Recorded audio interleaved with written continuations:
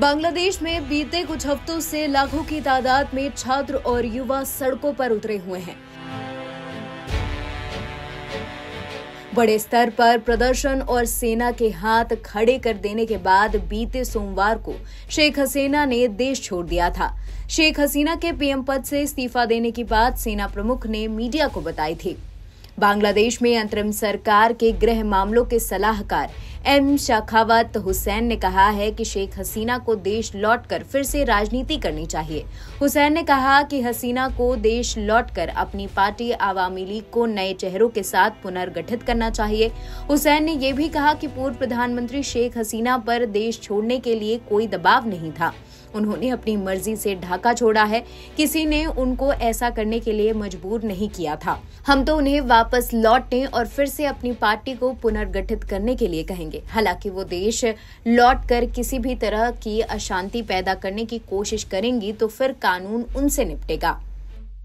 Dhaka Tribune की report के मुताबिक शेखावत हुसैन ने सोमवार को शेख हसीना को संबोधित करते हुए कहा कि हमें पता चला है कि आप देश लौटने की योजना बना रही हैं। सवाल है कि आप यहां से गई क्यों थी? आप अपनी मर्जी से गई, ना कि किसी ने आप पर दबाव डाला। ये आपका देश है और हम आपका सम्मान करते हैं। आप वापस आने का फैसला करती हैं तो हम स्वागत करते हैं। बस इतनी सी गुजारिश है कि वापस आकर लोगों को भड़काने या अराजकता फैलाने की कोशिश करने से बचें। आप ऐसा करती हैं तो फिर मुश्किल हो सकती है। बांग्लादेश की अंतरिम सरकार के मुखिया मोहम्मद हुसैन, एम शेखावत और दूसरे अहम नेताओं ने हिंदू छात्रों और युवाओं के साथ बैठक की। इस बैठक के बाद गृह मंत्रालय ने प्रेस से बात करते हुए शेखावत ने हसीना की वापसी पर सवालों पर जवाब दिया।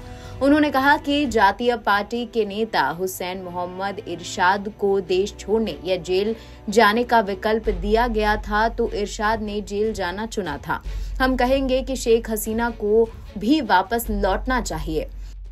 शेखावत ने कहा कि किसी भी राजनीतिक दल पर प्रतिबंध नहीं लगाना चाहिए, क्योंकि इस तरह की कार्रवाई आमतौर पर विशिष्ट एजेंडा के पूरे होने पर की जाती है। जमात-ए-इस्लामिया पर प्रतिबंध लगाने से उन्होंने इनकार किया। उन्होंने कहा कि एक राजनीतिक दल अधिनियम बनाया जाएगा जिसमें इस बात पर जोर होगा कि देश में तानाशाही के बजाय एक जवाबदेह सरकार रहे। जो भी राजनेता इस ढांचे के भीतर राजनीति करता है वो कर सकता है।